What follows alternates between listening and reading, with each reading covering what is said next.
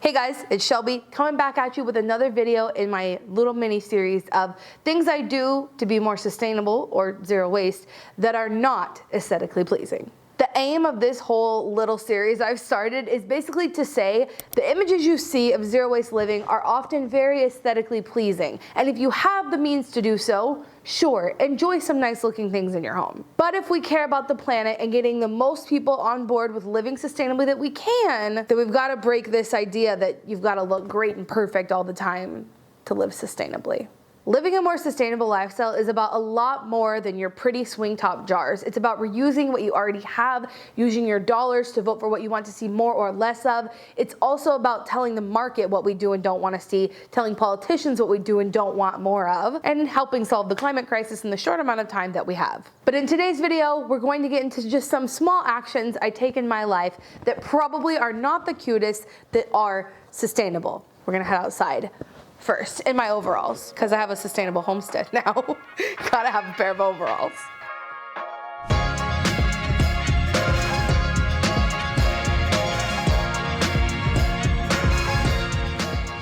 Now, I've said many times I am incredibly lucky to have free curbside composting, which is what this is. I actually compost in a few different ways at our house, not just in our curbside, including this way right here. This is something I'm recently trying to figure out how to compost Tippy's pet waste in this system. It's a long story. But one thing I've done recently that's not cute or aesthetically pleasing at all has to do with my chickens. Speaking of my chickens, let's go back there and I'll talk to you about it back there instead of out here where my neighbors can see me talking to a camera. It's very awkward. For those of you who don't know, chickens are omnivores. They eat meats, bugs, and they also eat plants. Well, that compost bin you just saw me bring in, I forgot to take out last week. And when I forget to take that compost out to the curb, Dougie, chill. When I forget to take it out, we get maggots. I'm sure a lot of you have experienced this in your compost bins, but what I did recently is when I saw that there were so many maggots in the compost bin, we actually brought them back here for the girls to enjoy. Insert Instagram story that I took of me doing this.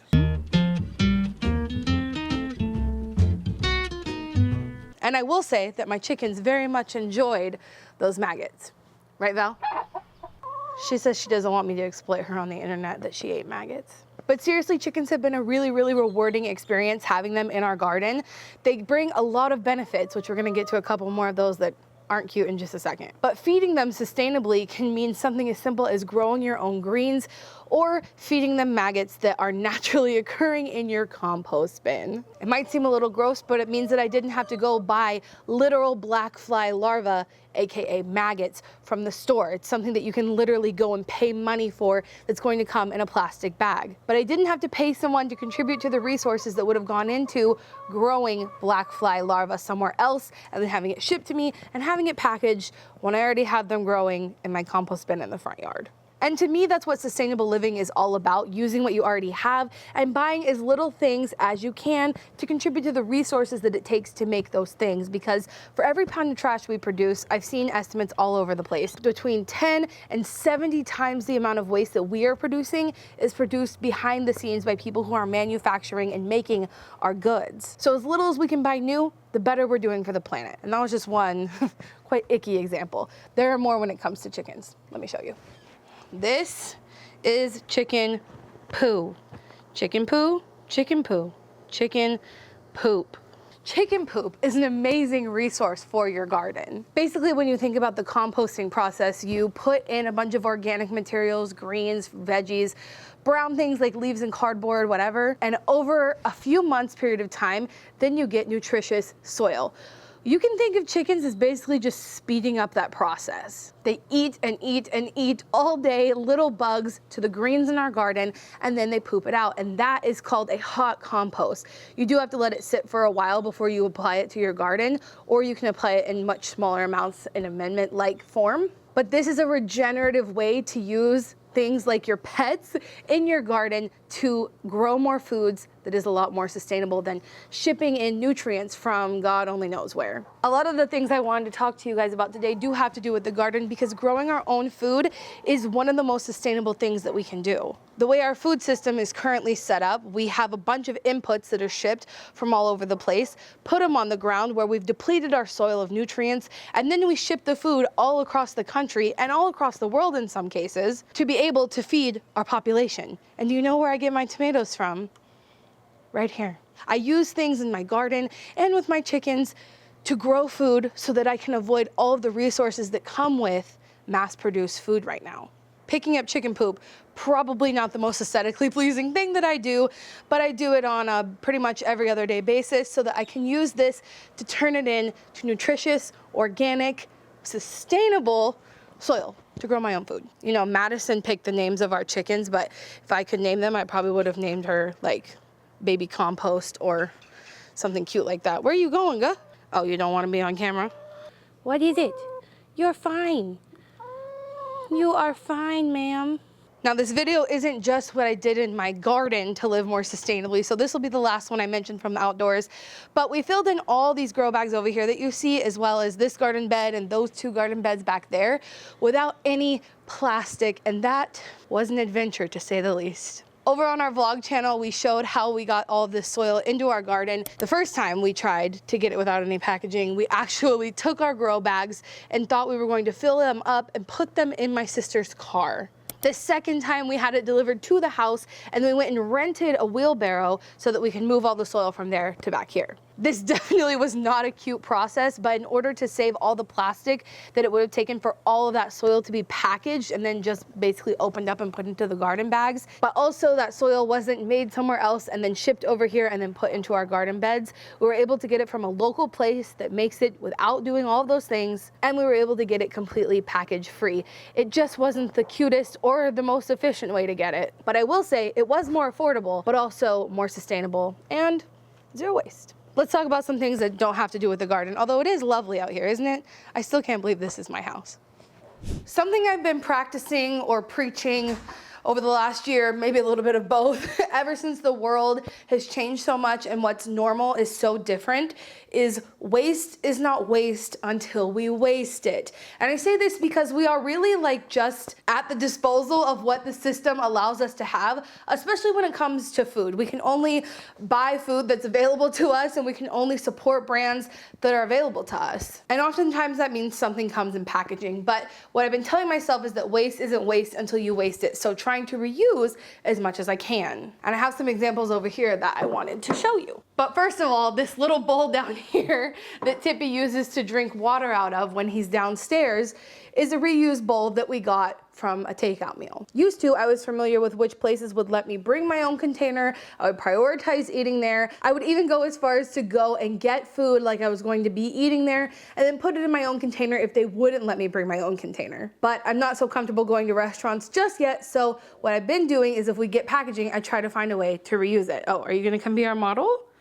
What perfect timing, sir. Instead of just saying, I cannot eat out at all right now because I can't bring my own container, try to find ways to reuse things in your home. And this is not the cutest pet bowl for him to be drinking out of, but it's functional and it works for what he needs. This is basically the top of another to-go container that we've gotten recently. And normally I have these little cubes here.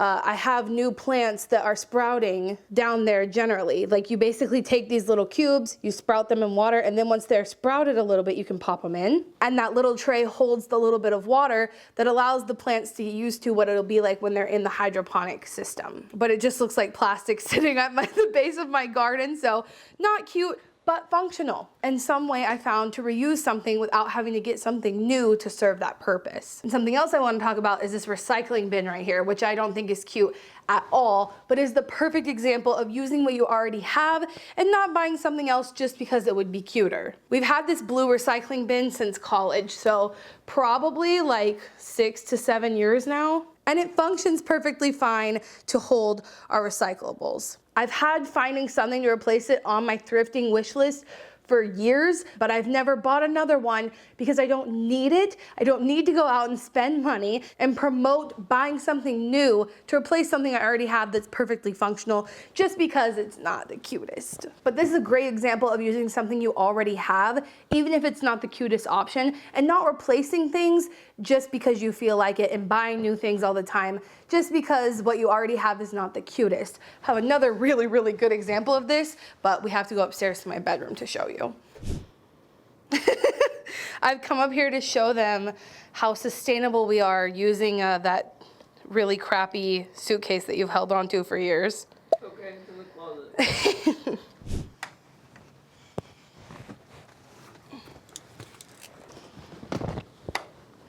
Now this is yet another great example of using what you have instead of just replacing it because it's not perfect. Madison has had this suitcase for like 10 years. If you can see here, it's incredibly ripped. And I have thought about repairing this for her many times, but the way it's ripped is like, I just don't really know how to fix it. I'm not a seamstress or an upholsterer or whoever would fix something like this. Let me know who would do something like that. But instead of buying a new suitcase and replacing this one and inevitably sending this one to landfill, Madison just keeps using it. And we get comments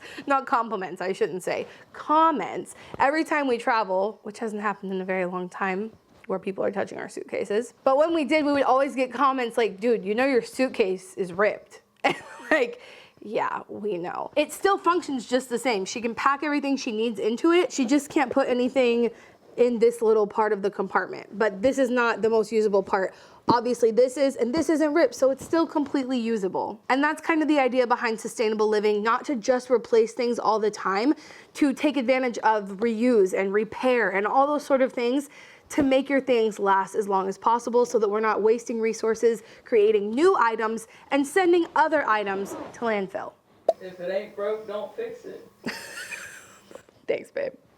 Well, I hope today's video taught you something about what sustainable living actually looks like, and that it's not just about the cute aesthetic jars. Just because something is cute doesn't mean it's sustainable, but just because something is sustainable doesn't mean it's always gonna be cute. Using what you already have and reusing things are some of the most sustainable things we can do within our own homes, so please keep that in mind as you look through all of the cute photos on Instagram and Pinterest. Let me know something that's not cute in your home that you do because of sustainability. And remember, until next time, you cannot do all the good that the world needs, but the world needs all the good that you can do. And speaking of aesthetic things on Instagram, come follow me over there.